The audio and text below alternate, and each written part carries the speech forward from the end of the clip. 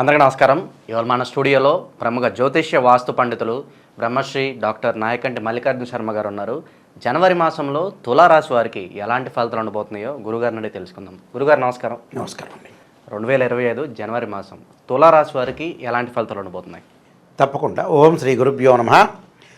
తులారాశి వాళ్ళకి ముందు రాశి ఫలితాలు చెప్పే ముందు గ్రహ సంచార విషయం ఏ విధంగా ఉందో ఒకసారి తెలుసుకుందాం. వృషభంలో గురువు, మేనంలో రాహు, కన్యలో కేతువు, కర్కాటకంలో కుజుడు, శుక్రశనులు కుంభరాశిలోను, రవిబుధులు ధనస్సు మకర రాశిలో సంచారం చేస్తాడు. ఇది జనవరి మాసంలో గ్రహస్థితి. మరి తులారాశి వాళ్ళకి ఏ విధంగా ఉండబోతుంది అనేది మనం చూసుకునేటట్లయితే, తులారాశి వాళ్ళకి 6వ స్థానంలో రాహు యొక్క బలం అనేది బాగా ఎక్కువగా ఉంది. అంటే రాహు యొక్క బలం వల్ల ఆదాయం అనేది ఆర్థిక పరంగా ఆదాయం బాగా పెరుగుతుంది. గతం కంటే కూడా ఆదాయం అనేది బాగా పుంజుకునే అవకాశాలు ఎక్కువ ఉంటాయి.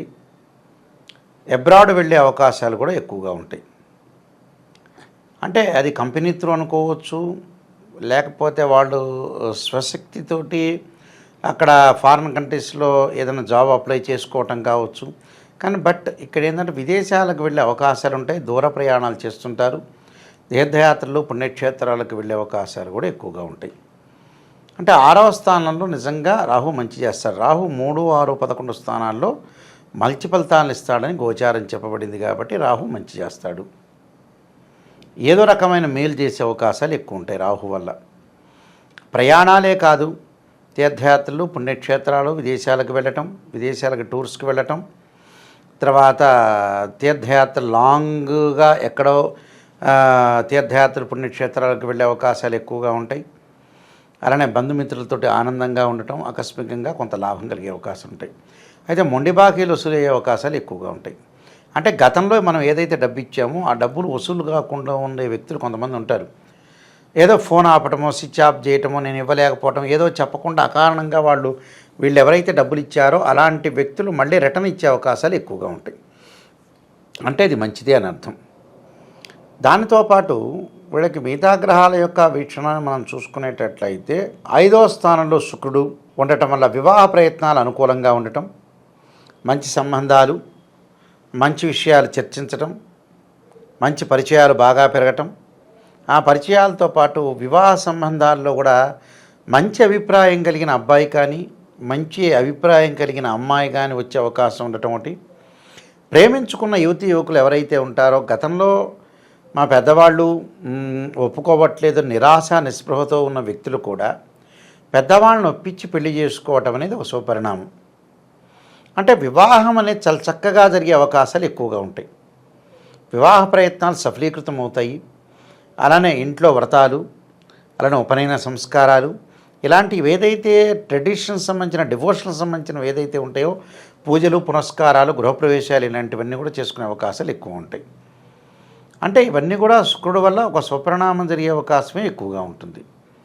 అయితే 8వ స్థానంలో వీళ్ళకి వచ్చేటప్పటికల్లా ఈ తులారాశి వాళ్ళకు వచ్చే గురువు ఉన్నాడు. 8వ స్థానంలో గురువు ఉంటే ఏంటంటే డబ్బులు ఖర్చు అవుతాయి అని అర్థం. డబ్బులు అంటే ఏంది? శుభ కార్యక్రమాలకి, పిల్లల యొక్క చదువులకి, అలానే నూతన వాహనాలు వీళ్ళు కొనుగోలు చేస్తారు. దానికి డబ్బు ఖర్చు కాకుండా ఇవ్వరుగా. అందువల్ల ఖర్చు అవుతుందంటే వృధా ఖర్చులు అనేవి కావు వీళ్ళకి. ఏదైతే వీళ్ళకి 8వ స్థానంలో గురువు ఉన్నాడో, గురువు 2, 5, 7, 9, 11 స్థానాల్లో మాత్రమే మంచివాడు. ఈ 8మంలో గురువు మంచివాడు కాదు. ఏమవుతుంది నాయకంటి గారు అని అంటే, 8వ స్థానంలో గురువు ఉంటే ఏంటంటే డబ్బులు ఖర్చు అవుతాయి మనకి. అంటే వృధా ఖర్చులు అవుతాయా? మళ్ళీ ఒక క్వశ్చన్ దానిలో ఉంటుంది. వృధా ఖర్చులు కావు. ఏదైతే మనం చేయాల్సిన లైఫ్లో పనులు ఉంటాయి అలాంటి వాటికి మాత్రం డబ్బులు ఖర్చు అవుతాయి. అలాంటి వాటికి డబ్బులు ఖర్చు కావడంలో తప్పేమీ లేదు కదా. ఎప్పుడైనా కూడా, ఈరోజు కాదు, రేపే కాదు, ఎల్లుండే కాదు, ఎప్పుడైనా ఇవి చేయాల్సిందే, చేసి తీరాలి. కాబట్టి ఇలాంటివి జరిగే అవకాశాలు ఎక్కువగా ఉంటాయి. కాబట్టి వాళ్ళకి గురువు వల్ల కొద్దిగా వృధా ఖర్చులు కాకుండా చూసుకోవడం చాలా మంచిది. దీంతోపాటు తులారాశి వాళ్ళకు వచ్చేటప్పటికల్లా కుజుడి యొక్క ప్రభావం. మరి కుజుడి యొక్క ప్రభావం ఎలా ఉంది? 10వ స్థానంలో కుజుడు ఉన్నాడు. అంటే కోర్టు వివాదాలు, పోలీస్ స్టేషన్లు, హత్యా నేరారోపణలు, దాంతోపాటు ప్రమాదాలు జరగకుండా ప్రయాణాలు చేసేటప్పుడు కూడా ప్రయాణాలు చేస్తారని ఇందాక చెప్పాను కదా, ప్రయాణాలు చేసేటప్పుడు కొంత బహుజాగ్రత్తగా ఉండటం చాలా మంచిది. అంటే ఎక్కువగా అతిగా ఆవేశపడకూడదు, అతిగా కోపం పడకూడదు, అతిగా అనాలోచన నిర్ణయాలు తీసుకోకూడదు. ప్రణాళికాబద్ధంగా నిర్ణయాలు తీసుకోవాలి, ఒక ప్రణాళికను అనుసరించి వెళ్ళాలి. 10 మందితోటి కూడా రహస్యంగా మాట్లాడటం అనేది కూడా చాలా ఇంపార్టెంట్ ఇక్కడ. అంటే ప్రతి వాళ్ళ యొక్క ఆలోచనలు ఫీడ్బ్యాక్ తీసుకొని ముందుకు వెళ్ళాలి. మరి దేనికి వెళ్ళాలి? మరి ఇంకో క్వశ్చన్ వస్తుంది. మనం ఇల్లు కొనుగోలు చేసేటప్పుడు, డబ్బులు ఖర్చు పెట్టేటప్పుడు ఇలాంటి వాటిల్లో బహుజాగ్రత్తగా ఉండాలి. అంటే వీళ్ళు ఇల్లు కొనాలనుకుంటారు, వ్యవసాయం సంబంధించిన పొలం కొనాలనుకుంటారు, స్థలం కొనుగోలు చేయాలనుకుంటారు, మెడికల్ సంబంధించిన ఎక్విప్మెంట్స్ కూడా కొనాలనుకుంటారు. వీటిల్లో మటుకు బహుజాగ్రత్తగా ఉండాలి. అంటే మోసం చేసే వాళ్ళు ఎక్కువ మంది ఉంటారు. వాళ్ళ బిల్డర్కి కానీ ఇంటి ఓనర్కి కానీ ఎవరైనా మనం కొనే డబ్బులు ఇస్తుంటే అన్ని రకాలుగా ఫార్మాలిటీస్ ఏదైతే ఉంటుందో ఆ ఇంటికి సంబంధించిన లీగల్ ఒపీనియన్ అనేది ఒక అడ్వకేట్ దగ్గర తీసుకొని ముందుకు వెళ్ళాలి. లేకపోతే ఏంటంటే లీగల్గా దానితో పాటే వివాదాలు స్టార్ట్ అయ్యి లీగల్గా ప్రాబ్లమ్స్ వచ్చే అవకాశాలు ఎక్కువ ఉంటాయి. అది ఎనీవన్ బిజినెస్ కానీ వ్యాపారం కానీ ఏదైనా సరే ఏ విషయంలో అయినా బహుజాగ్రత్తగా ఉండి కేర్గా ఉండి చాలా ఇంపార్టెంట్గా చూసుకొని ముందుకెళ్ళటం అనేది మంచి. ఎందుకంటే మీ కుజుడు బాగాలేడు కాబట్టి వృత్తిపరంగా కూడా కొన్ని చిక్కులు వస్తాయి.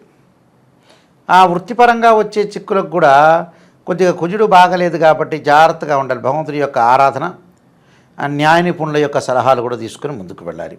అంటే వీళ్ళు ఏదైతే వృత్తి చేస్తున్నారో ఆ వృత్తిలో వివాదాలు జరిగే అవకాశం ఉంటుంది. ఉద్యోగపరంగా అంటే గవర్నమెంట్ ఆరు పక్కనుండే కొలీగ్స్ ద్వారా కూడా, వ్యాపార పరంగా కూడా గవర్నమెంట్ వాళ్ళతో కానీ పక్కనుండే పార్ట్నర్షిప్ కానీ లేకపోతే అసిస్టెంట్స్తో కానీ గొడవ జరిగే సందర్భం ఉంది. కాబట్టి వృత్తిపరంగా ఉండే విషయాల్లో కోర్టు సమస్యలు అంతవరకు రాకుండా జాగ్రత్తగా ఉండటం ఇంపార్టెంట్ ఇక్కడ.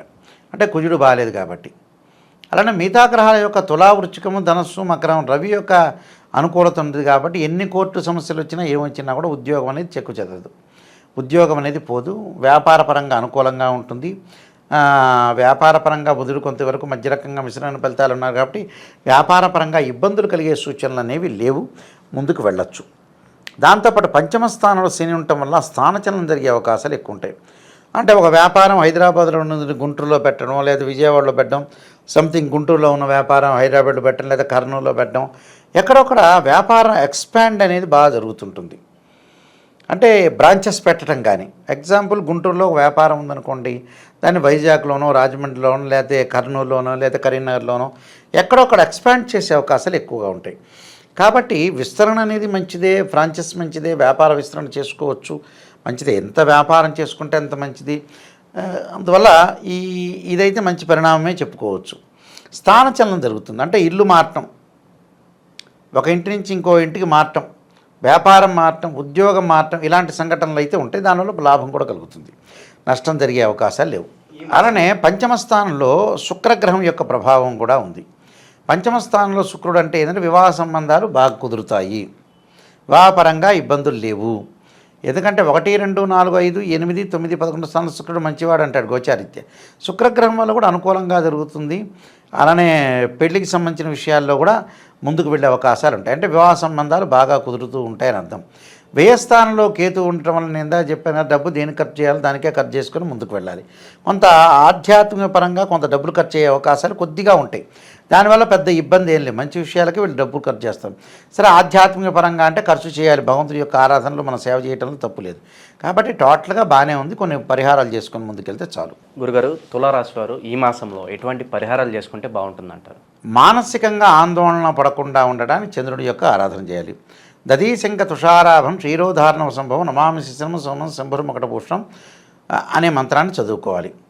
అంటే ఇక్కడ దధీశంక తుషారాభం క్షీరోధారణ సంభవం నమామి శిశిరం సోమం శంభుర్మకట భూషణం అనే మంత్రాన్ని చక్కగా చదువుకోవటం వల్ల వీళ్ళకి మంచి జరిగే అవకాశం ఉంటుంది. దానితో పాటు గణపతి యొక్క ఆరాధన చేయాలి. గరికతో గణపతి యొక్క ఆరాధనతో పాటు చేయాల్సింది శివుడిని ఆరాధన చేయాలి. పరమేశ్వరుని యొక్క ఆరాధన చేయటం, సోమవారం శివాలయంలో ప్రదర్శన చేయటం అని కూడా చాలా మంచిది. అంటే ఇవన్నీ కూడా రెమెడీస్ చేయటం వల్ల మన జీవితంలో కొంచెం వైబ్రేషన్ అనేది బాగా పెరుగుతుంది. జనవరి మాసంలో తులారాశి వారికి ఎలాంటి ఫలితాలు ఉంటాయి, ఎలాంటి రెమెడీస్ చేసుకోవాలి, చాలా చక్కగా వివరించారు గురుగారు. ధన్యవాదాలు. నమస్కారం అండి.